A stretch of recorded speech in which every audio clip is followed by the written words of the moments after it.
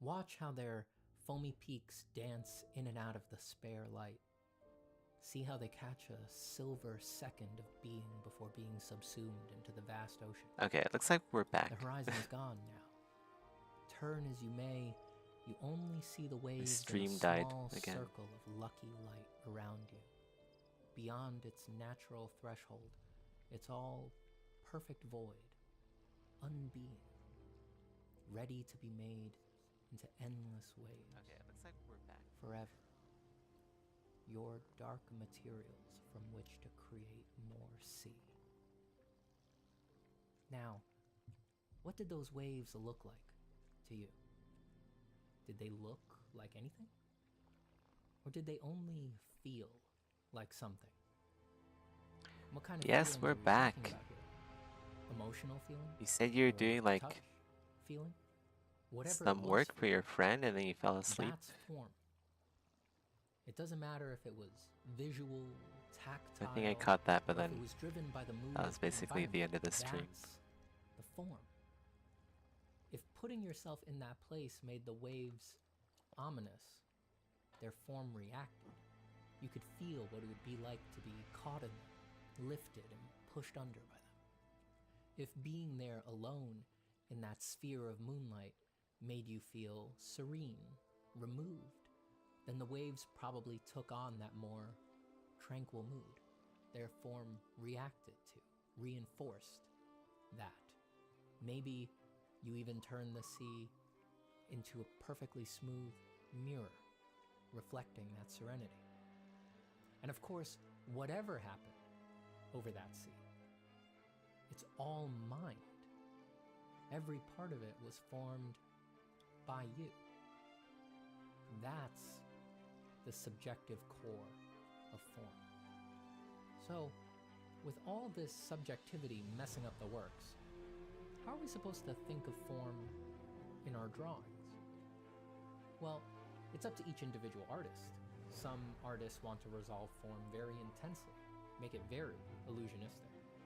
Others want to avoid it completely. Some want to be able to analyze the form that's in a photograph or the model in front of them and accurately translate it to their surface. Others want to be able to invent it, to create a direct connection between their mind's ability to create a subjective impression of form and the hand to transcribe it in a medium.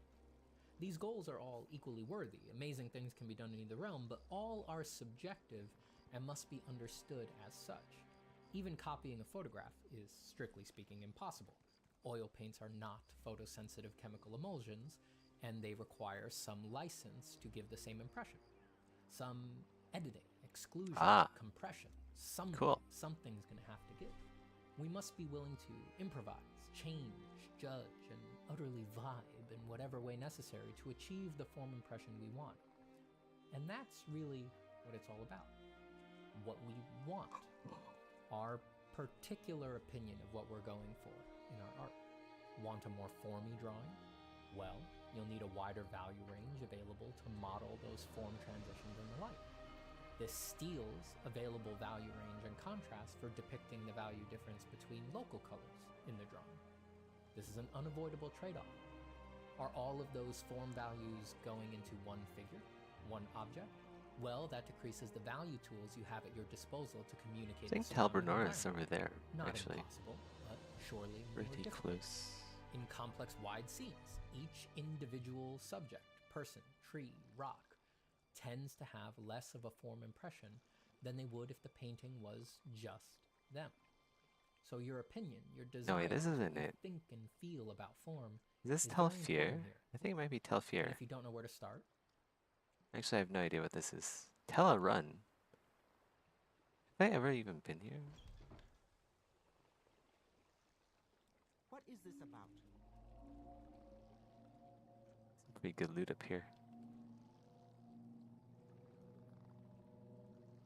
If you don't even know what your opinion is, well, there's no easy answer to that, but I would say look inward. Think of the open ocean exercise. I have 2 Dremora guards here. First present to you. Your mind was invoked to have a dream. How did it offer up that dream at the first moment of contact? Analyze that. there is interesting data there.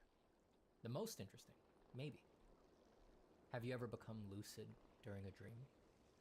Do you remember that strange twilight period before the whole thing comes undone? Where everything, that convincing, solid dream world, suddenly winks back at you, shocking you, reminding you, hey, I'm you. This is all you. It sure is. Your mind knows how to erect that glistening and convincing facade of form and color and emotional impression, and it does it very specifically, and I suspect personally, though no one can know because we can't dream each other's dreams. I think your dream is doing itself your way, even if the material nature of that process can never be revealed to you. It's one of those things you can know, but you can't know you know it. And that's really what the mystery of form is for an artist. You have the matter-of-fact evidence that you are a form master, just not the parts of you that you feel identical to. This arbitrary boundary that you create keeps you from relishing personally in the perfect artistry of your visual perception. Your eye, just as much you as any other part, is a master of form. Under its perfect care, all forms read. Everything feels 3D, perfectly structural. Color and value are married together with utter grace and sublime precision.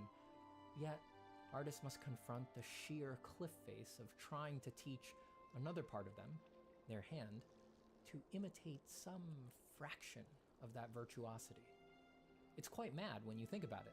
Getting better at drawing can be framed as a hard struggle for your masterful eye to teach its bumbling apprentice, the hand, to do just a little bit of what it does so well. Very little input from homunculus you What? is needed in No, this framing. I don't seeing want as a how it cage. has No. no insight into how the No eye cage. does its job. It can only armchair. What does cage even do? I've never pressed that button resulting before. virtues. I need to figure that out. There's another layer to the mystery of form that is the inherited existential question of all people, not just artists, and that's the abject impossibility of all our entangled love, emotion, and depth of experience being tied to these illusionistic impressions of form. Forget your significant other, children, parents. Just go roll around on the rug with your dog for a while. While you do that, really look at them. What part of that visual perception of their shape, their values, their edges, is really them? Feel the contours of your dog's face as you push their ears back and go, "Brr, who's a good dog?" What part of that surface area boundary, circumscribed by your clumsy hands, contains their essence? What it really is to be that particular little pup. Trip out on that for a while, and then go hug a person you love, and wonder where, in that dreamed mind form that you call them, are they really hiding? Where the hell in there are they? How do you hug that part?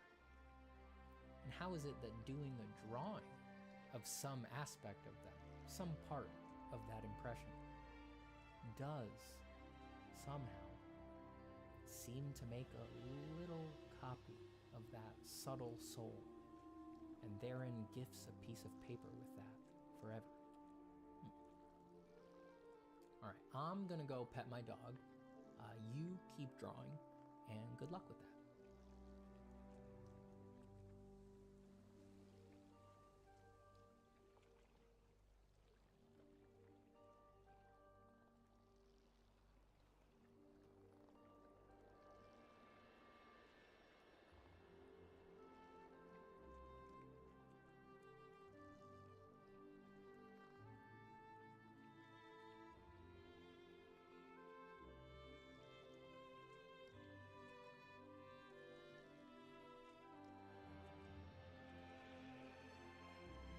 Hey, Poop Fart, how's it going?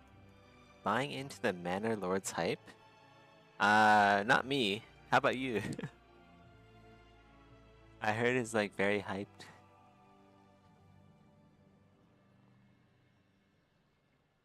Personally, I'm not a huge fan of like historically accurate games actually.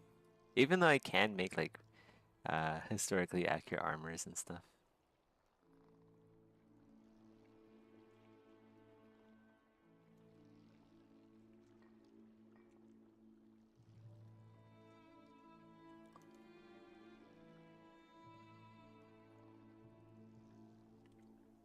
Oh.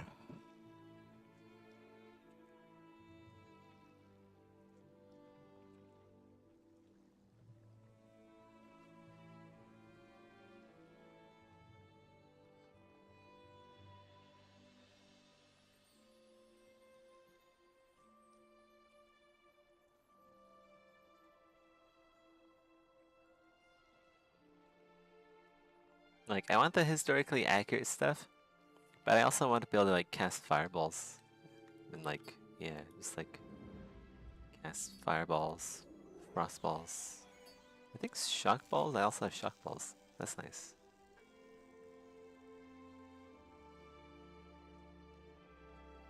That fireball has one hell of an AoE, what the heck? I don't remember that. Do they all have the same AoE? Did I make these? I think I made these.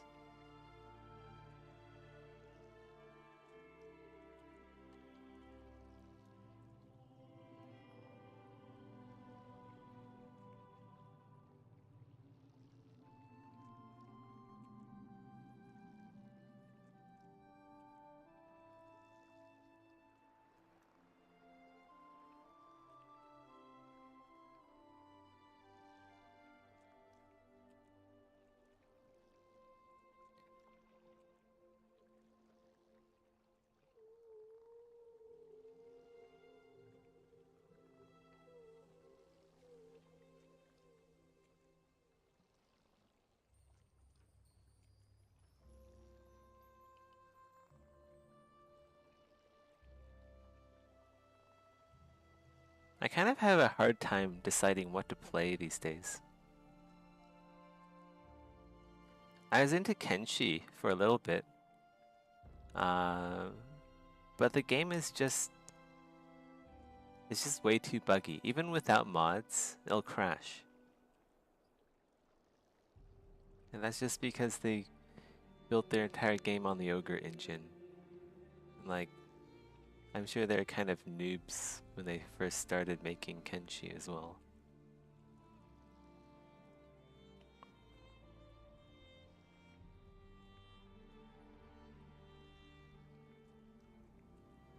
And then like Elden Ring. I guess I could still play Elden Ring, but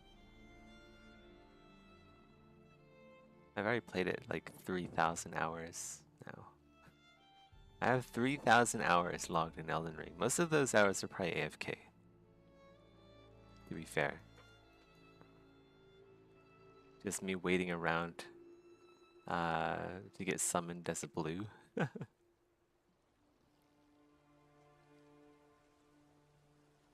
Or waiting around to get summoned for co-op.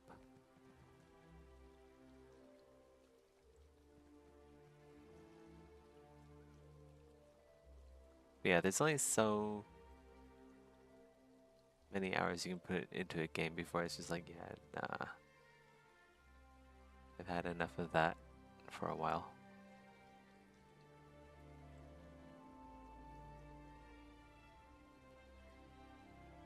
I thought about playing RimWorld, because that's also like an AFK game.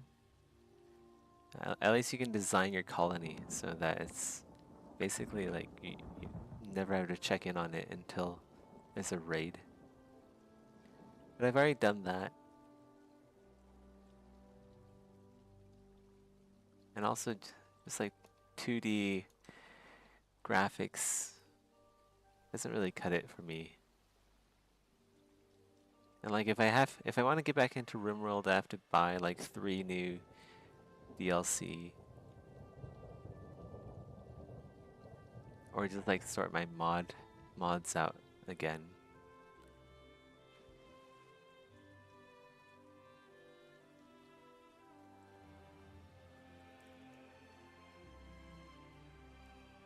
There's just like nothing to play right now. So I've gone back to Morrowind.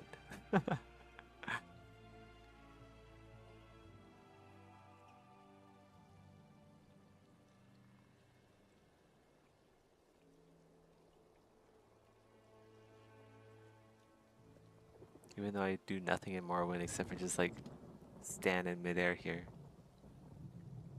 Something about just like having the game booted up is entertaining enough for me.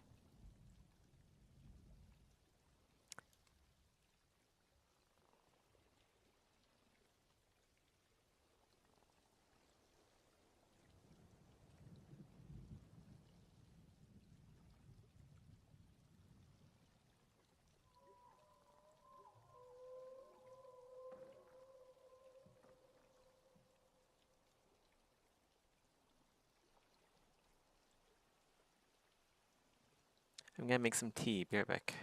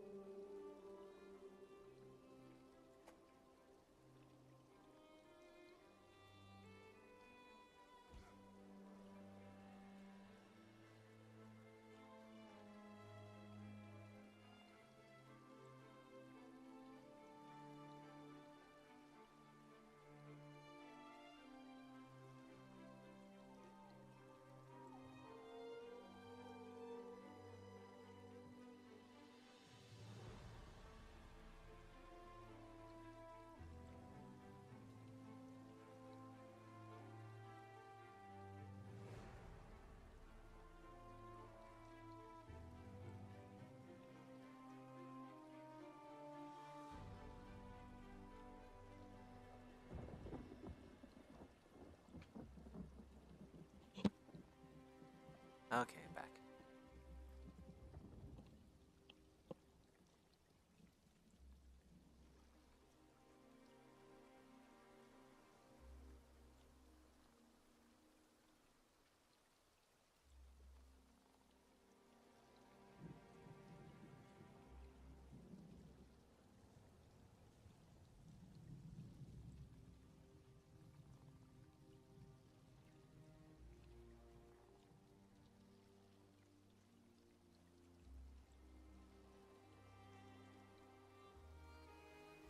I'd like to thank my patrons for making these videos possible, especially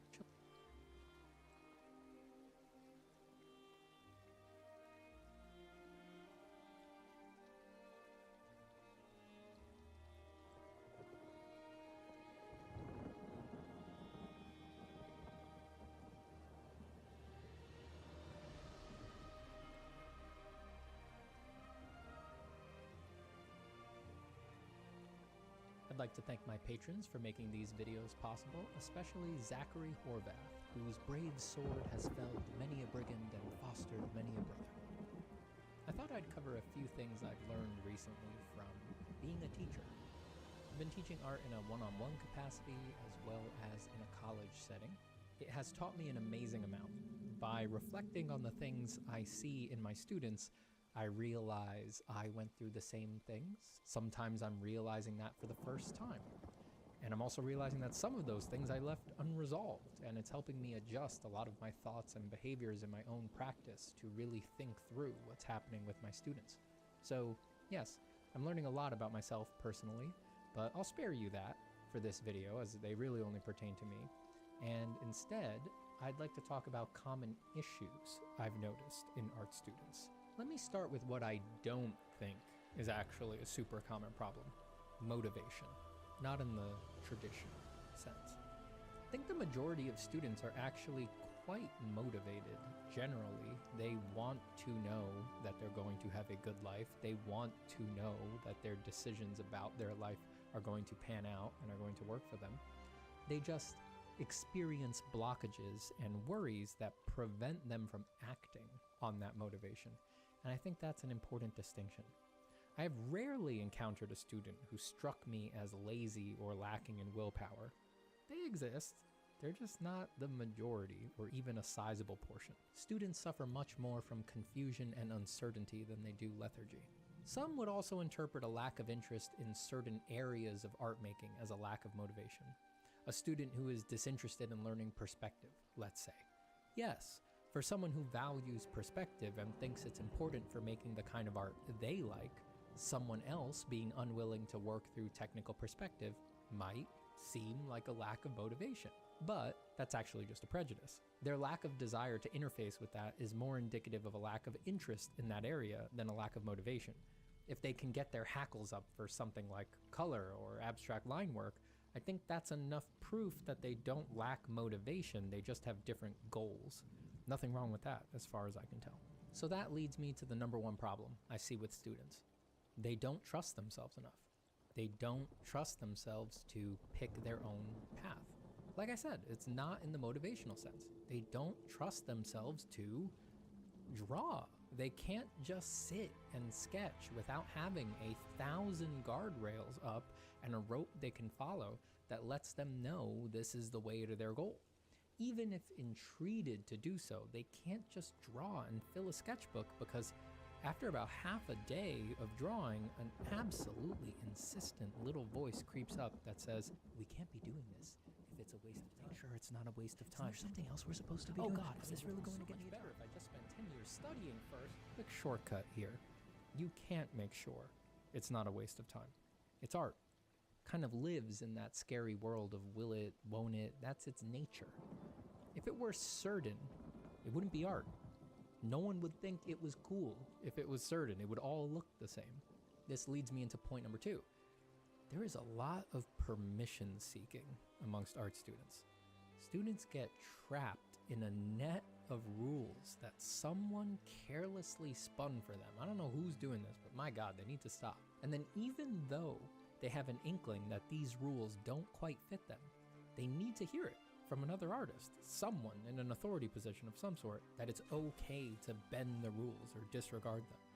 And this isn't even for big meta stuff. It happens with absolutely banal craft things, just nitty gritty processes for making pictures all the time.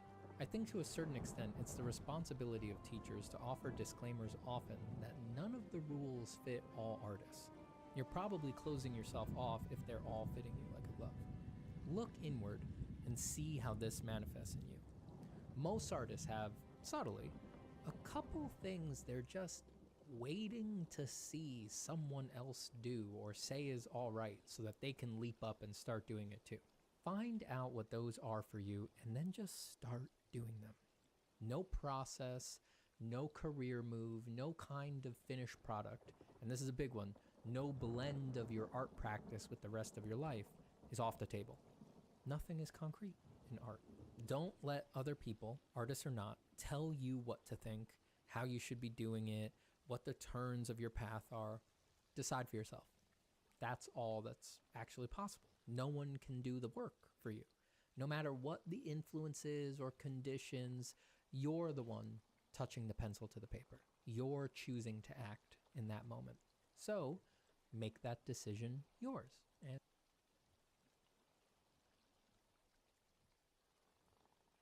And truly yours, as best you can. Consider all permissions granted, all freedoms bestowed, all joyful play available. That was always the case. The permission isn't real. Third point, students get a very one-track mind for what they want to achieve. They want to be a freelance illustrator, they want to be staff at a game studio or what have you. But the truth is that the paths to any of these positions is hysterically vague. I watched a video the other day where the actual concept art staff, concept design studio, and their boss tried to explain how to get into concept art for 10 minutes, and even they couldn't put it into words. No one can hand this stuff to you because being an artist isn't a checklist. It has resisted that for all of human history, and it will continue to resist it. You need to be open. You will develop skills you weren't expecting in idiosyncratic ways that you won't share with your peers. This means that each individual artist will be equipped for different opportunities and fit into niches many don't know about and some can't imagine. I know this can sound dispiriting when you're trying to get on your feet because you're just looking for some signposts in all of this wilderness, but it's actually a very exciting thing. It means for most artists who are willing to work hard, their path promises true surprises and wild things that haven't happened to anyone they know. That's awesome. So lean into this. Seek the surprises you and only you have in store. Look at the weird idea looming in the peripheral of your inspirations, and instead of thinking, that's not a thing, can't do that, think, maybe that's it. Maybe that's exactly what's going to be my breakthrough. For most artists, these pivotal pieces, career moves, life changes, they are always surprises.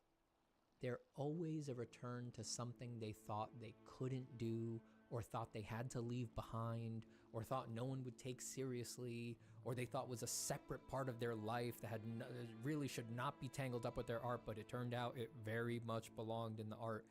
This is always the case. Everyone's path is supposed to be different. The kind of art you make is the result of absolutely everything else in your life. So there's no way your path or end result can be the same as someone else's. You wouldn't want it that way. So own this, dig into it. So much is in play determining your trajectory that you can't guess it. You can't be sure what you should or shouldn't be doing. So don't close yourself off to anything, especially as a student. Let that excite you instead of scare you, and see where the wind blows. Wherever you wind up, trust yourself. Don't seek permission for what you want to do with your art, and be sure to respect how weird it is that you wound up anywhere at all. All right, thanks for drawing today.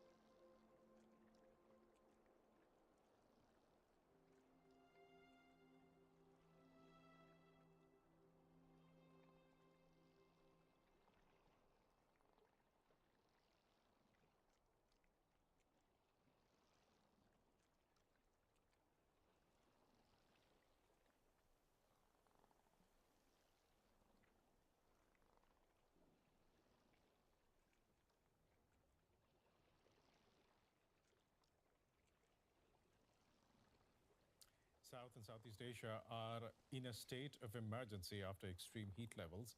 Record-breaking temperatures in Bangladesh, the Philippines and Thailand have led to school closures, power shortages and heat-related deaths. On the streets of Bangkok, tourists and residents are coping with soaring temperatures. The country's heat index, which combines air and humidity levels, has risen above 52 degrees Celsius, which is classified as extremely dangerous.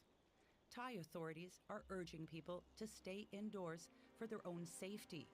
But for those who make a living on the streets of the capital, that's not an option. I almost feel like fainting when I work outdoors these days. But I can't choose another job, can I? According to the country's health ministry, there have been 30 heat-related deaths nationwide so far this year. That's compared with a total of 37 recorded across Thailand last year. Sometimes I feel dizzy, but not yet like fainting. Drinking ice water can help. In the Philippines, a centuries-old settlement submerged by a dam built in the 1970s has reappeared. Extreme heat and drought have caused the reservoir's water levels to drop nearly 50 meters. April and May are usually the hottest months in South and Southeast Asia, but this year temperatures have been exacerbated by the El Niño weather phenomenon.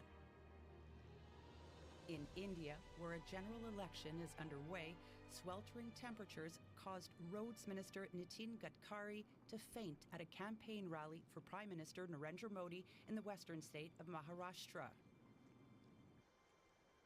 Searing heat has led to a surge in power usage and outages in Bangladesh, where millions of students have been told to stay home from school as the South Asian nation swelters through one of its worst heat waves on record.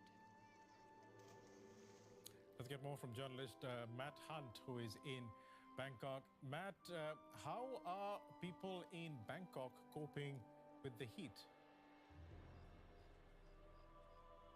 The heat is right. I would say that at this moment, even now at sunset here in Bangkok, it still feels quite scorching at about 40 degrees Celsius all week long. And as mentioned in the beforehand, the heat index, which is what people are feeling, is at about 52 degrees. And so when you go around the city at this moment, you can see people shielding themselves from the sun with umbrellas or wrapping themselves in towels or seeking shade where they can, which there's not as much of it.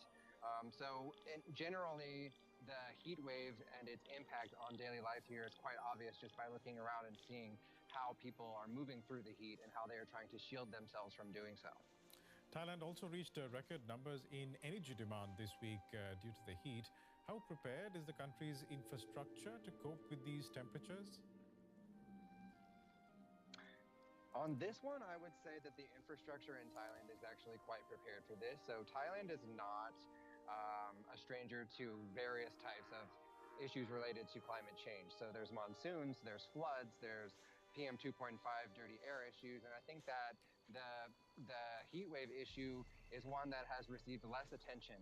However, the power grid seems to be fine because this is something that is a chronic problem here in Thailand. It's just getting worse. Yes, the temperatures are getting higher, but the power grid is fine. It seems that the issue of focus more is whether or not people can actually now afford to even turn on the air conditioning, as they can turn it on without collapsing the grid, but the prices are quite expensive. That, compounded by also the inflation and the increased cost of living, people are having to decide between being cool or not. So I think that the cost of actually using the air is of more concern than whether or not the grid here can work, because in nearby countries such as Myanmar and Cambodia, you may see these blackouts, but here in Thailand, it's quite secure. April is also usually the hottest month of the year in Thailand, but experts are warning that this year is even hotter than in previous years. Does the government have a strategy on how to mitigate the impact from these increasing weather extremes?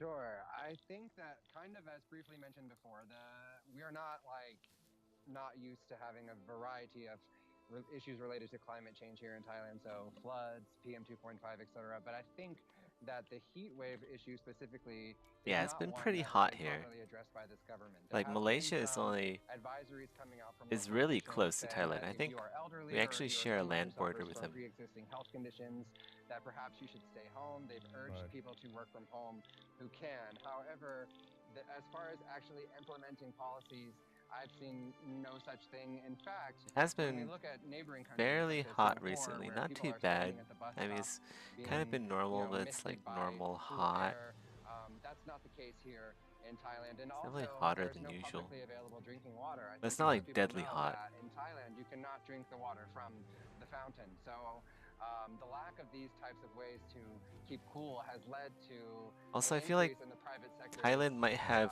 Kind of on this. I mean, most of the air Right. less conditioning in Thailand infrastructure than is limited to the Malaysia. private sector, Like where, such as especially shopping where I malls, live. and even in terms of private I live in the city, public so we Right. have all I'm of the afraid, Matt, you decide to take the I'm subway, sorry, I'm which going to has have to air cut you conditioning. short. all of We're the running out creature of time, but, comforts here. I think we got the general gist of it. Matt Hunt in Bangkok, thanks very much for joining us today. Thanks.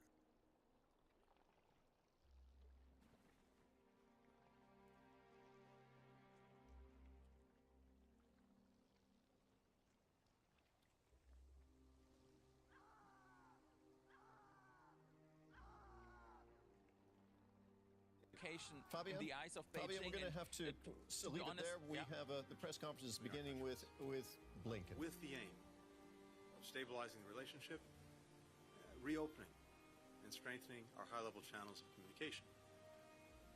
Over a series of candid and constructive conversations I had then with President Xi and other senior officials, I made clear our policies and intentions and identified issues of shared interest where we might work together. Those discussions, which were followed by additional senior-level visits and meetings between our governments, helped lay the foundation for a productive summit between President Biden and President Xi in San Francisco at the end of last year. Our leaders agreed on concrete steps to cooperate on issues that matter to our people and matter to the world, and reduce the risk of misunderstanding and miscalculation. In the months since then, we focused intensively on advancing those commitments. I returned to China this week to take stock of where we've made progress and where more needs to be done so that we can deliver tangible results for the American people. That's been the focus of my meetings over the last 2 days with President Xi, with Director and Foreign Minister Wang Yi, with the Minister of Public Security, Wang Shouhong, and the Shanghai Party Secretary, Chen Jining. Since the Woodside Summit, we've advanced our cooperation on fentanyl and other synthetic drugs, the number one killer of Americans between the ages of 18 and 45. Specifically, the PRC has issued a public notice. Really? I didn't know that. It's taken enforcement action against some companies that produce precursors. Those are the chemical ingredients that make up synthetic drugs. And the U.S. and China have set up a joint counter-narcotics working group to collaborate on policymaking and on law enforcement, and to share technical expertise. Thanks in large part to the working group's efforts, China is providing information to international law enforcement that can be used to track and intercept illicit drugs and their precursors. And our two governments recently agreed to share best practices on closing loopholes in our financial systems that the drug traffickers and other criminal enterprises use to launder money. So this is important progress, but more needs to be done. In my discussions, I underscored the importance of the PRC taking additional action, in particular by prosecuting those who were selling chemicals and equipment used to make fentanyl, meeting its international commitments to regulate all of the precursors that are controlled by the UN Commission on Narcotic Drugs, and disrupting illicit financing networks. Since the Woodside meeting between the presidents, we've also resumed direct military-to-military communications at multiple levels, something that I made a top priority for my meetings in Beijing last year. U.S. and PRC defense officials met for 2 days at the Pentagon in January. Earlier this month, our two countries' air and naval forces held talks aimed at ensuring safer interactions. Last week, Secretary of Defense Austin had his first video call with Minister of Defense Don Jun. Direct, open, clear lines of communication like these are critical to avoiding miscalculations. Drawing lines I'm across pleased the to announce ass. that earlier today, we agreed to hold the first U.S. PRC talks on artificial intelligence to be held in Ooh, the coming weeks. really? We'll share our respective views on the risks and safety concerns around advanced AI and how best to manage them. We also spoke about ways that we can continue to grow people-to-people ties between our countries, particularly educational exchanges. Our governments have a vested interest in creating open and welcoming conditions for these programs, which have long enriched both of our countries. As you know, I had a chance to meet yesterday with a few dozen American and Chinese students who are learning side by side at the NYU Shanghai program, as well as another joint US-PRC university programs in China. I heard how the experience has deepened their knowledge inside and outside the classroom and forged ties that will last well beyond their shared educational experience. While there are more than 290,000 Chinese students in the United States, there are fewer than 900 Americans studying here in China. And that's a significant drop from a decade ago when we had about 15,000 Americans studying here. President Xi said that he wants to significantly increase the number of Americans studying here in the coming years, and that's something that we support. We have an interest in this because if our future leaders, whether it's in government, whether it's in business, civil society, climate, tech, and other fields, if they're going to be able to collaborate, if they're going to be able to solve big problems, if they're going to be able to work through our differences, they'll need to know and understand each other, language, culture, history. What I told my PRC counterparts on this visit is if they want to attract more Americans here to China, particularly students, the best way to do that is to create the conditions that allow learning to flourish anywhere. A free and open discussion of ideas, access to a wide range of information, ease of travel, confidence in the safety, security, and privacy of the participants. Now, even as we seek to deepen cooperation where our interests align, the United States is very clear-eyed about the challenges posed by the PRC and about our competing visions for the future. America will always defend our core interests and values. In my discussions today, I reiterated our serious concern about the PRC providing components that are powering Russia's brutal war of aggression against Ukraine. China is the top supplier of machine tools, microelectronics, nitrocellulose, which is critical to making munitions and rocket propellants, and other dual-use items that Moscow is using to ramp up its defense industrial base. A defense industrial base that is churning out rockets, drones, tanks, and other weapons that President Putin is using to invade a sovereign country, to demolish its power grid and other civilian infrastructure, to kill innocent children, women, and men. Russia would struggle to sustain its assault on Ukraine without China's support. In my meetings with NATO allies earlier this month, and with our G7 partners just last week, I heard that same message. Fueling Russia's defense industrial base not only threatens Ukrainian security, it threatens European security. Beijing cannot achieve better relations with Europe while supporting the greatest threat to European security since the end of the Cold War. As we told China for some time, ensuring transatlantic security is a core U.S. interest. Where the fuck is Tel Brenora? I made clear that if China does not Like address either this up problem, here or down here. we will. I think it's north of here. I also expressed our concern about the PRC's unfair trade Right? practices. I don't know. Maybe and it's like right potential there. consequences of industrial overcapacity for global I'm U.S. so fucking markets, lost. especially Let's go up in north. a number of key industries that will drive the 21st century economy, like solar panels, electric vehicles, and the batteries that power them. China alone is producing more than 100% of global demand for these products, flooding markets, undermining competition, putting at risk livelihoods and businesses around the world. Now, this is a movie that we've seen before, and we know how it ends. Zaz, shut up. American businesses Listen. shuttered and American jobs lost. President Biden will not let this happen on his watch. We'll do It's what's Anthony necessary to ensure Blinken that if you're American interested. workers can compete on a level playing field. I'll send you the link. America's actions are not aimed at holding back China's development, nor are we decoupling our economies. As Secretary Yellen said during her recent visit, that would be disastrous for the global economy, including for the United States. We want China's economy to grow. So do the American businesses and investors here, several of whom I had an opportunity to I like speak how he to in talks. Shanghai. It's all facts, The no way China grows matters. no political As I told bullshit. my counterparts, that means fostering a healthy economic relationship where American workers and firms are treated equally Is that it? and fair. Telbernora?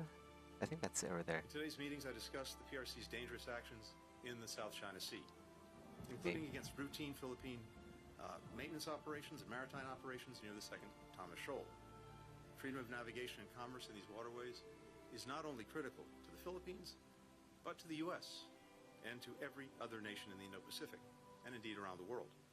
That's why so many nations have expressed concern about the PRC's maritime maneuvers. I made clear that while the U.S. will continue to work to de-escalate tensions, our defense commitments to the Philippines remain ironclad. I reaffirmed the U.S.'s One China policy and stressed the critical importance of maintaining peace and stability across the Taiwan Strait. You know, I think Telbernora is actually up I here raised the somewhere. cases of American citizens who are wrongfully detained and those who are subject to exit bans. President Biden and I will not rest until they're back with their families where they belong. I also raised concerns about the erosion of Hong Kong's autonomy and democratic institutions, as well as transnational repression, ongoing human rights abuses in Xinjiang and Tibet, and a number of individual human rights cases. Oh, shit. We spoke about press freedom and access. I appreciate that the PRC granted short-term visas to a number of the foreign journalists who are here so that they could cover this visit. In my meetings, I encouraged my PRC counterparts to fulfill the commitment that they made in 2021 to provide equal access to our two countries' media organizations. The United States will continue to insist on reciprocity on this issue, just as we do for our businesses, cross-cultural exchanges, and many other areas. We also discussed a range of regional and global crises where China can play a constructive role. I encourage China to use its influence to discourage Iran and its proxies from expanding the conflict in the Middle East, and to press Pyongyang to end its dangerous behavior and engage in dialogue. Going forward, we'll continue our high-level discussions on these and other issues. All of the policies that the United States has pursued over the past 3 years, at home and around the world, are driven by a singular objective: delivering for the American people, meeting the challenges that they face, creating the opportunities that they seek, building a future where they and their children, and their children's children, are secure, free, prosperous, and healthy.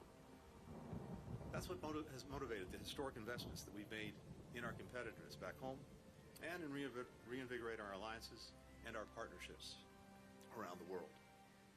And that same core objective animated my meetings in China over the past few days, and will continue to guide us as we manage a relationship that is so consequential for our two nations and for the entire world. With that, happy to take some questions. The first question goes to Ian Marlowe with Bloomberg. The U.S. was taking endless measures to suppress China's economy and warned that growing negative factors could derail the effort by Presidents Biden and Xi to stabilize U.S.-China ties.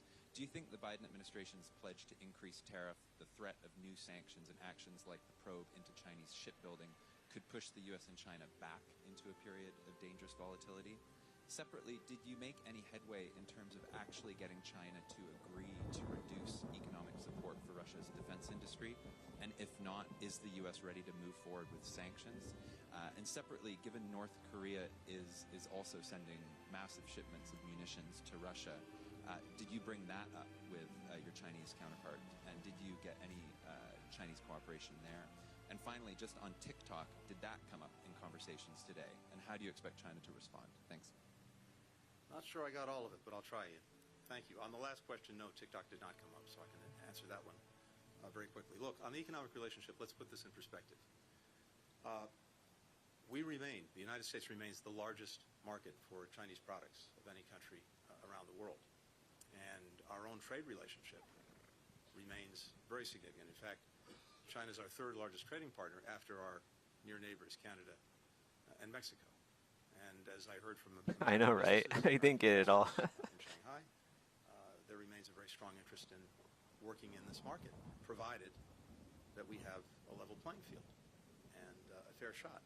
When we do, We gotta get that maple we do syrup very from well. Conrax. But when we're looking at the question of tariffs, 301 measures, etc., what we're focused on is practices engaged in by China that are unfair and undermine our businesses and our workers. And this question of overcapacity is the one that is front and center. China is responsible for 1/3 of global production, but 1/10 of global demand. So there's a clear mismatch. And when you have products that are produced here and produced in a way that's heavily subsidized, heavily supported in other ways, and that allows those products then to be sold at low prices. Rex is Canadian? I didn't know that. Countries, pushing businesses from those countries out, He's out of American. business, and having potentially devastating effects on communities, on workers, on businesses. That's something that we have to, will, and are standing against. But the other important thing is it's not just us. This is a concern that I've heard around the world, and notably from European partners, and this came up in conversations just a week ago when we had a meeting of the G7.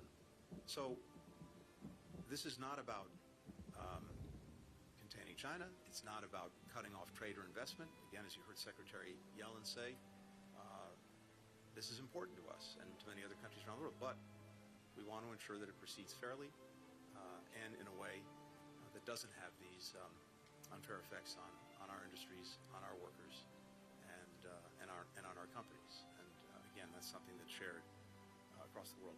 When it comes to China's support for Russia's defense industrial base, all I can tell you is I was extremely clear about our concerns in some detail, but we'll have to see what actions follow from that. Now, I think China has demonstrated in the past when it comes to Russia and Ukraine that it can take positive action. You'll recall that well over a year ago, we had concerns that Russia was considering the possible use of a nuclear weapon. And I believe that China's voice was important in, at least at that time, moving Russia away from that possible course of action. But now it is absolutely critical that the support that it's providing, not in terms of weapons, but components for the defense industrial base. Again, things like machine tools, microelectronics, where it is overwhelmingly the #1 supplier to Russia. That's having a material effect in Ukraine and against Ukraine, but it's also having a material effect in creating a growing threat that Russia poses to countries in Europe, and something that has captured their attention in a very intense way. And as I said, TikTok did not come up. Thanks. For the next question, Wong Lu with the paper. Thank you, Secretary. I'm Wang Lu from the paper. We observed intensive interaction between China and the U.S. at various levels since the USI summit last November, as well as intensive interactions with Chinese officials and people during your visit. With the U.S. election agenda gradually dominating American politics, there is the need for various parties to demonstrate their strong stance on China to secure votes, leading to negative sentiments and action regarding China. So in this context, how can we safeguard and effectively implement the achievements made by both sides during this period? Also, minimizing the influence of campaign-style rhetoric and fostering more goodwill to stabilize Sino-US relations. Thank you. Thank you. No idea where Calbernora is. In my job, I don't do politics. I focus on policies, and that's what I've been doing here. At President Biden's instruction, trying to carry forward the agenda and the agreements that were reached between President Biden and President Xi in California at the end of last year. Recoloring. And that's where my focus is, and that's where it will remain in the months ahead. And as I said a few moments ago, we've seen important progress on that agenda in the time since the meeting between the two presidents, including on counter-narcotics, including on military-to-military ties, communications, including now on the dialogue that we just announced on artificial intelligence, as well as on people-to-people exchanges and connections between our countries. Also, vitally important, coming out of the California meetings, as President Biden made clear, that we continue. Oh, it's south. Okay, I was looking in the completely the wrong direction. Our differences, at the very least, to minimize the chance of miscalculation, misunderstandings, And that's also exactly what I did on this visit and will continue to do. And that's simply what's required, which is to continue to advance our interests and our values, which has nothing to do with election cycles and everything to do with what's important to the American people.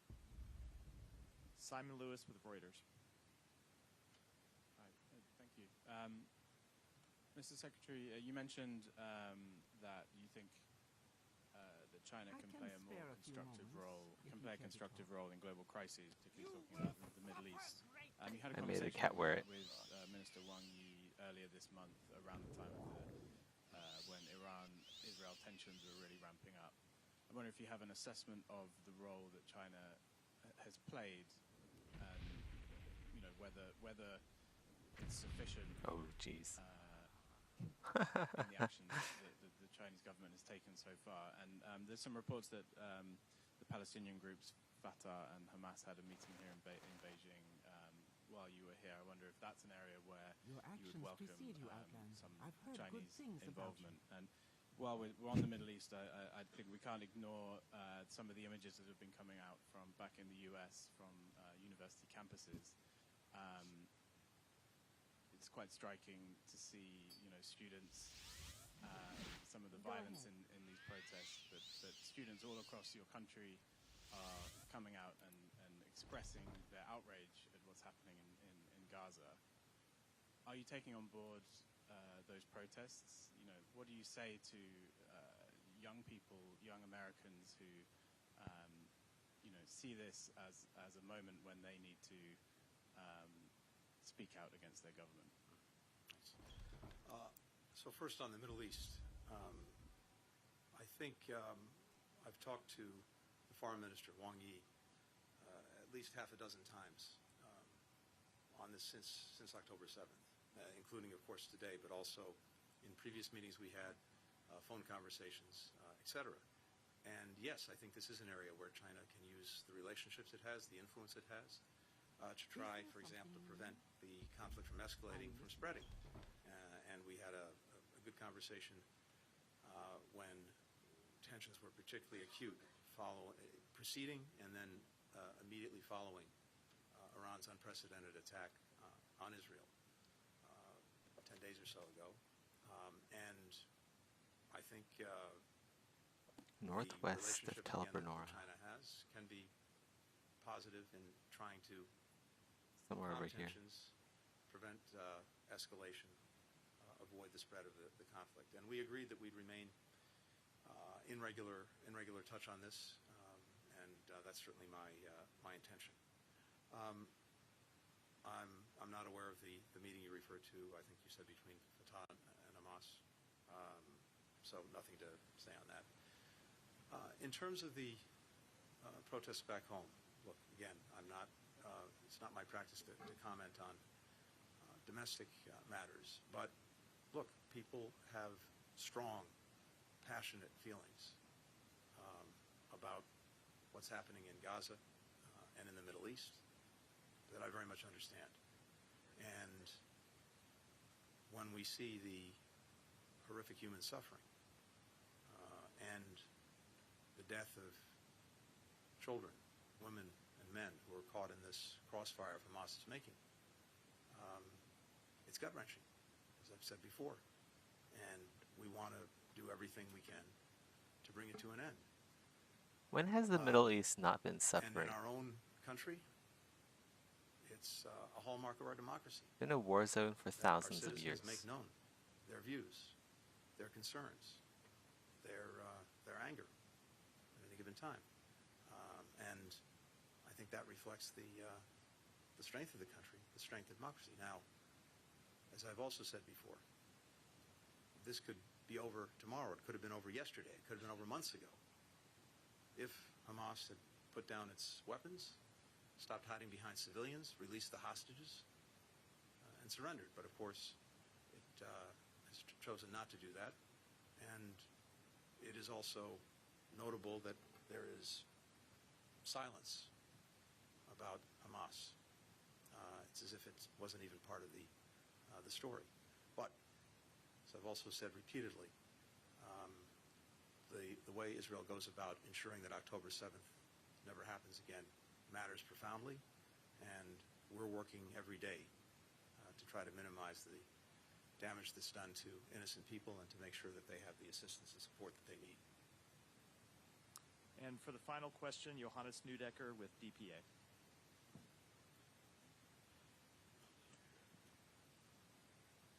Thank you. My question was basically just asked, but I'm good. Thank you. I'm just going to ask another one. You said that you also require countries in Europe to, kind of join the plans to provide prevent China from supplying military or dual-use goods to Russia. What do you expect from these countries? How should they act now? It's not what we expect of them. It's their profound concerns about the actions that Chinese enterprises are taking to support Russia's defense industrial base, because this goes not only to the immediate threat posed by Russia and its aggression against Ukraine, it goes to a medium and long-term threat that many Europeans feel viscerally that Russia potentially poses to them. And so what I heard in my conversations last week at the G7 meetings, before that at NATO, was a shared concern about this. I had detailed conversations with a number of European leaders about their concerns, including President Macron in France, German counterparts, British, many others, Italian. And I think all of us are looking to China to take steps to curb this action. And we're also, as I said, looking at the actions that we're fully prepared to take if we don't see a change. We have, in case of the United States, we've already imposed sanctions on more than 100 Chinese entities, export controls, etc. And we're fully prepared to act, take additional measures, and I made that very clear in my meetings today. Thank you. Thank you all.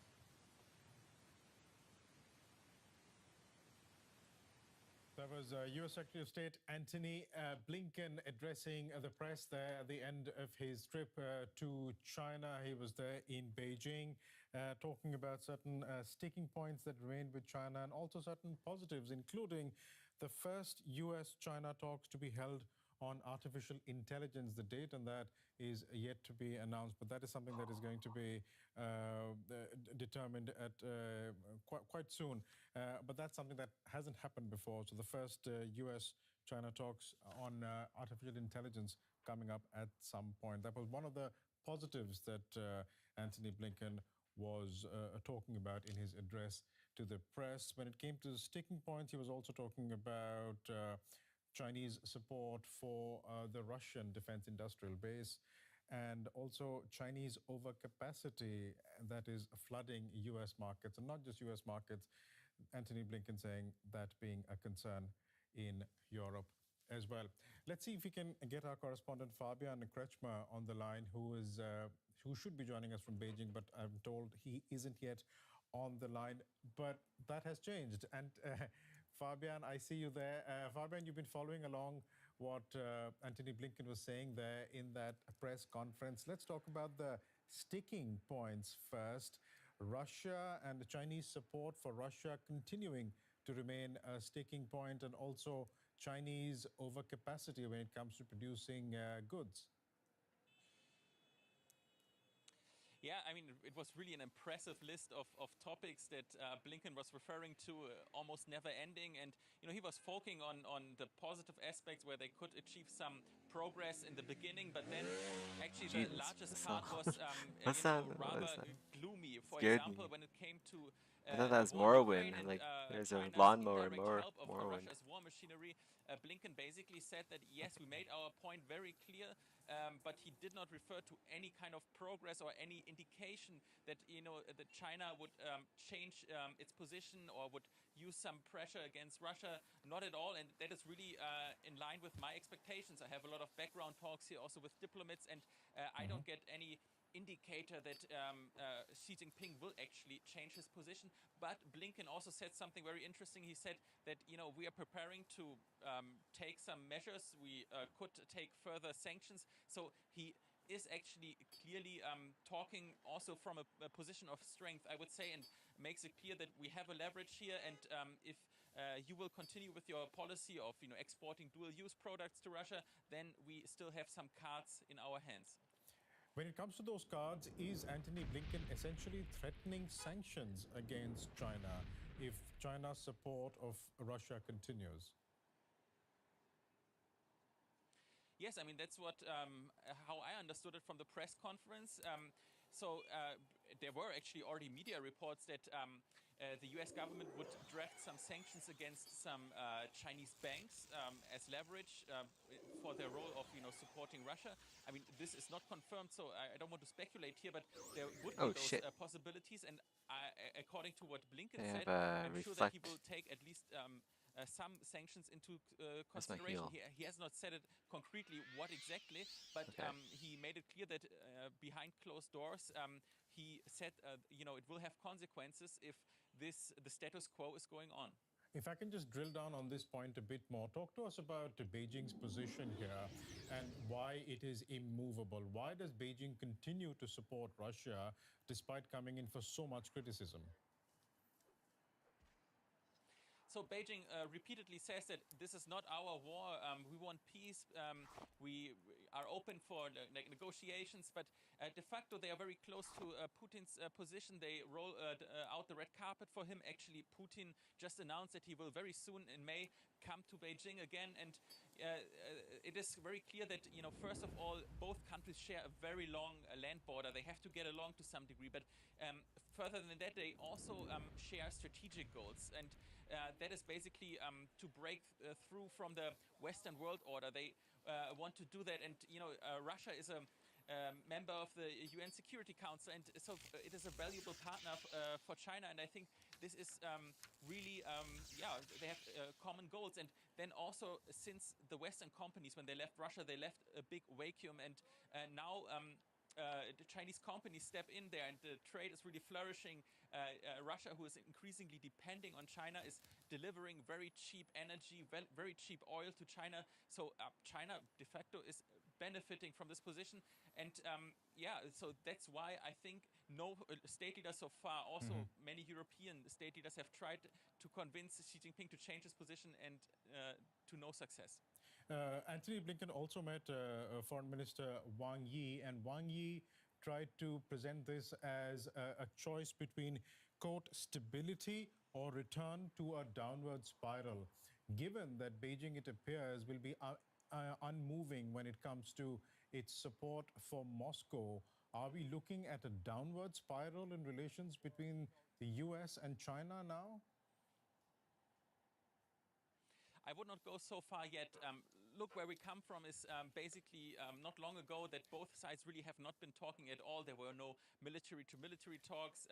The human exchange was even lower than it is now. I mean, even now it is shockingly low when there are less than 1,000 students from the US studying here in China. But at least it is progress. And it is also progress that, both sides are talking again, and on a very high level. Xi Jinping was willing to meet Blinken. So I think while we don't see much progress in the core conflicts, there is at least, I would say, a willingness to, show goodwill and also manage those differences in a more mature way, so that they don't escalate. But yeah, I think in the midterm and in the long term, there's so much conflict and so much room for progress or for compromise. Both sides have very different positions in Taiwan, Ukraine, etc. So it will be very tough. Fabian, we'll leave it there for the time being, but I'm sure we'll be hearing from you quite soon. But thanks so much for the moment. As Fabian was mentioning, there tensions over Taiwan also figured in the talk. It's something that Antony Blinken also talked about, especially and also dangerous Chinese actions in the South China Sea, particularly in regard to the Philippines. But when it comes to Taiwan, Blinken's visit came as Washington promised more than $8 billion of military aid for its Indo-Pacific partners, with Taiwan chief among them. Now, Beijing views Taiwan as its own territory and has threatened to seize it by force. DW's East Asia correspondent James Chater looks at the impact of the funding and Blinken's visit on Taiwan. We don't walk away from our allies. We stand with them. Its backers described it as an inflection point in history. US President Joe Biden this week signs into law a foreign military aid package worth more than $95 billion. More than $8 billion of that is earmarked for Washington's Indo-Pacific partners. It includes arms support and foreign military financing for Taiwan, the self-ruled democracy that China claims as its own. On the same day, the US Secretary of State, America's top diplomat Antony Blinken, visits China. Face-to-face diplomacy matters. Included on the agenda, Beijing's military threats to Taiwan. Beijing made clear what it thought about the US funding for Taiwan's defense. Military collusion between the US and Taiwan will not bring security, nor can it save Taiwan from the doomed fate of independence. Chinese President Xi Jinping has often said that what he calls reunifying Taiwan with China is a core interest for Beijing. And in recent years, China has ramped up military intimidation, flying military aircraft into Taiwan's air defense identification zone almost every day. In less than a month, Taiwan will inaugurate its newly elected president, Lai Ching-te. He's vowed to do everything he can to protect Taiwan from Chinese attack. Lai this week unveiled his new national security team, with many coming equipped with years of experience in diplomatic positions. They've welcomed the latest US support. Our primary goal is to complicate the calculations on the other side of the strait and to cause China's timetable for potential reckless military actions to be constantly postponed in order to maintain stability in the Taiwan Strait. Taiwanese officials often say that self-defense is their responsibility alone.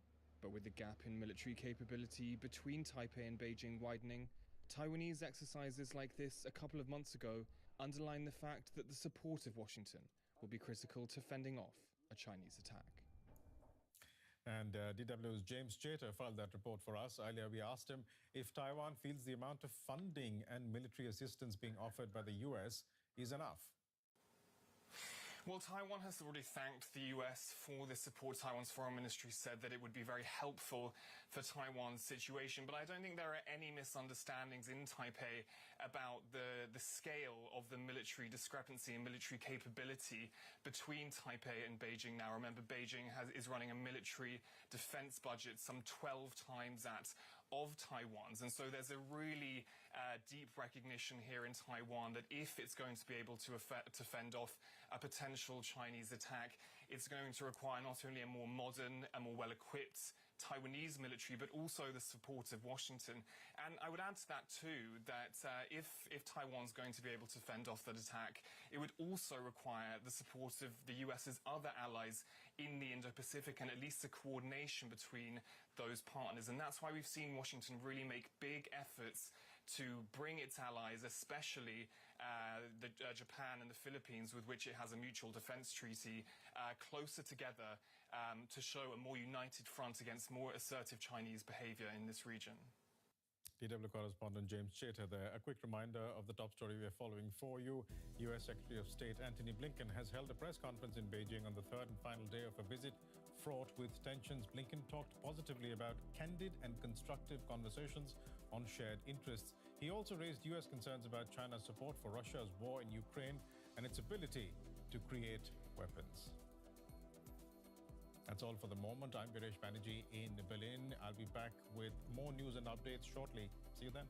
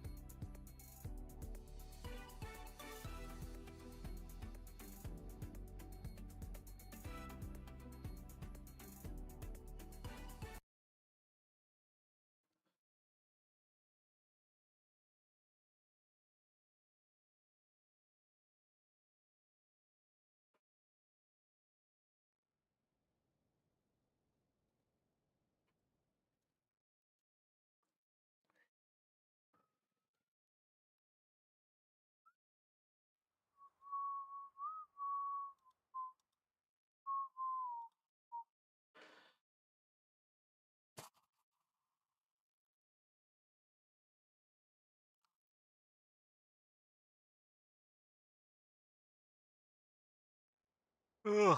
Ah.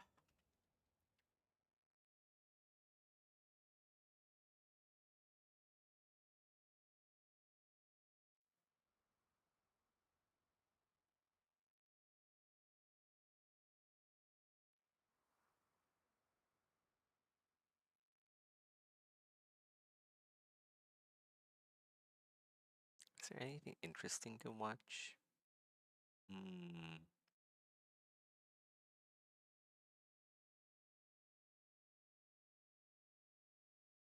What is the best type of dagger or small sidearm for defending yourself against swords? Hi folks, Matt Easton here, Scholar Gladiator, and hopefully you saw my recent video with my friend Stephen at training where I went dagger against rapier. Now obviously this is a fairly unfair kind of match. It's quite difficult. You've got to be very offensive and aggressive, and you've got to close distance quickly with the dagger. But some interesting comments came out of that video. If you haven't seen it already, I'll stick it down in the link below here in the description. But fundamentally, some questions came up about what is the optimum type of knife or dagger to fight against a sword, a rapier. So one of the things I mentioned is, I believe a rapier is actually easier, despite the fact that a rapier is superb as a sword in dueling and one-on-one fighting. A rapier is easier to face with something like a dagger, or even unarmed, than necessarily a cut and throw, or should we say a sword with more cutting capacity or more quick at cutting, something like a saber or a backsword or a messer or an arming sword or something like this. And one of the reasons is that thrusts are easier to deal with your bare hands than, put the dagger down, which I'll show you in a second, easier to deal with your bare hands because they move in a straight line. So while everyone knows that thrusts are very effective and very direct and can be very quick, because they move in a straight line towards you, when a person's extended their arm out, they can redirect the point, but usually with their arm extended out, that is a weak point because they haven't got any more extension, assuming that they've lunged forwards and reached with their body as well. So at full extension, they've now got to retract back in order to bring the point in again. Yes, they could just bring the arm back and be doing this with their arm, and people often do this in fencing, but even that requires some movement back in a straight line with the arm in order to deliver the point. And also remember that thrusts have to be delivered like this. If they're delivered kind of skew-if, as I'd call it, at an angle, they're not necessarily going to penetrate your clothing, or at least not very much, so they won't put you out of combat. Against a knife attacker who's charging in, that's very, very dangerous place to be for the swordsman. So, in many ways, because thrusts move in a straight line, it's easier to intersect them and close in quickly than it is with a cut, because a cut can keep going round and double up and keep in motion and keep coming from different directions. If I just grab here we go, let's grab a saber. If I come in to cut here, I can immediately come up with other cuts from different angles that pretty much, I won't say impossible, but very, very difficult to defend with the dagger against. Moreover, the dagger person, bearing in mind that they're closing in at high speed, even if they catch the first or the second, you can keep cutting to different locations, even at quite close range. Whereas thrusts you really can't, because thrusts have to be delivered with the tip. Now admittedly, you can break distance by running backwards, you can grab, you can grapple, you can push, you can even kick the person away in order to get the point in. And of course, you can bring the point back, and this is done very often in treatises, in techniques in the HEMA sources. But overall, just as a general statement, with some caveats and with some exceptions, someone who's thrusting at you is easier to deal with a short weapon than someone who's repeatedly cutting. Okay, right. So that point dealt with, what's the best type of dagger for defending against a sword in general, but a rapier, but potentially also something like a side sword or a saber? Fundamentally, you want something with a long blade. Now, clearly, if it's long enough, it's going to become a sword, and then it's sword versus sword. But within reason, you want something with a large enough blade that you can wear it conveniently. So obviously, a longer blade is easier to deal with the sword than a shorter blade. Why? Because it gives you a greater surface area in order to encounter the opponent's blade, whether they're thrusting or cutting. You can cover more of your body and more distance, and you don't have to move your hands so far to get to the bind, that is the blade contact between your weapon and their weapon. So, blade length, super important. Second thing I would say is you want a blade which has some amount of mass to it, okay? So you don't want something that's so heavy that it's slow, because speed is very, very important. And speed, honestly, is one of the only advantages you've got when you're fighting with only a knife. You've lost reach, you've lost all of these other things, especially reach, but if you've got some mass to your weapon, that enables you at least to oppose, especially cuts, but heavier blades, and bind with them on roughly equal terms.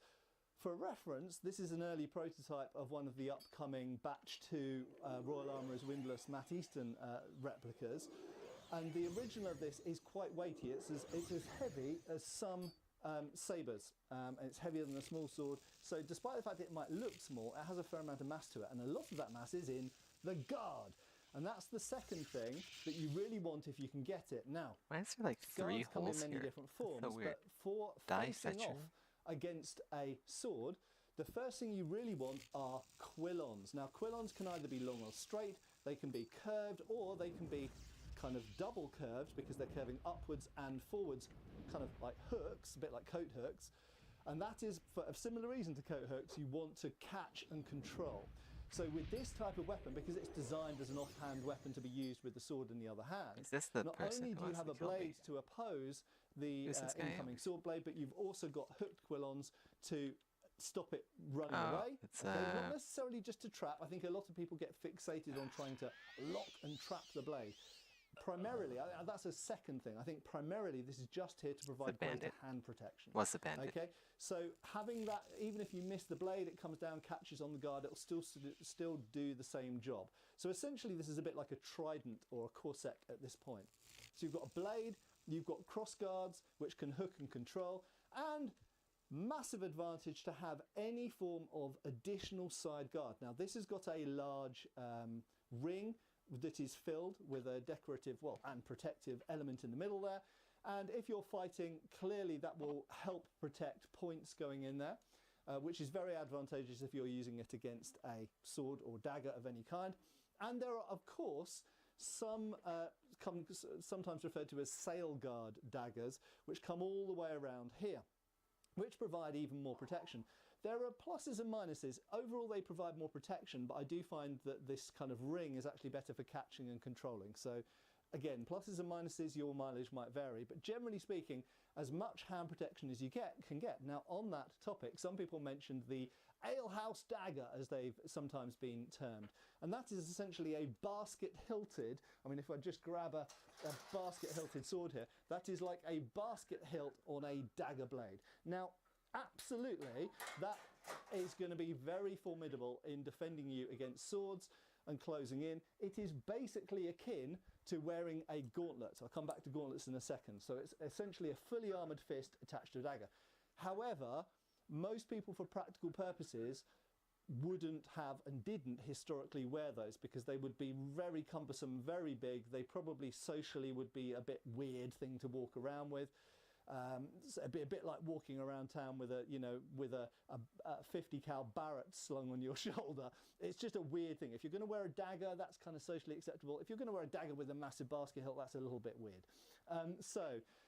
Yes, it is advantageous against sword. However, let's think about this in context. And if you're just defending yourself with a dagger against a sword, it suggests that you're unprepared. So generally speaking, if you want to wear and carry a relatively typical dagger that is good for protecting you against swords or other larger weapons, this kind of thing is it. Something with big quillons, preferably hooked quillons, preferably a side guard, preferably a relatively long blade, preferably a fairly beefy blade. Right, final thing. Some people did ask me, would it be easier if you had a gauntlet with your dagger? Well, maybe we'll test this, but my supposition is that yes, absolutely, of course it would be, because my hand would be invulnerable to thrusts now. This is hardened carbon steel. There is no rapier in the world which is going to thrust through this. So it would literally mean that it would be like having a buckler. Again, it would be like having a basket hilt or a buckler joined to a dagger. So yes, absolutely. The only disadvantage, I would say, is this does make your hand heavier. this weighs about the same as this, so you've probably doubled the amount of weight in your hand. And remember that when you've got a short weapon, any good swordsman is going to be going high and low and coming in from different angles, and it's now slowing down the speed at which I can move my hand and my dagger together because I've doubled the weight that I'm holding. Oh, and the final thing, while I think of it, is maybe we'll look at just gauntlet versus sword, because actually just this by itself is pretty effective against swords. And it is something that sometimes was used in the offhand together with rapiers and side swords. So maybe let's test that as well. Anyway, thanks a lot for watching. I'll see you back on the channel really soon. I have been Matt Easton. I will continue to be. Cheers, folks. Thanks for watching. We've got extra videos on Patreon. Please give our Facebook a like and subscribe if you haven't already. Cheers, folks.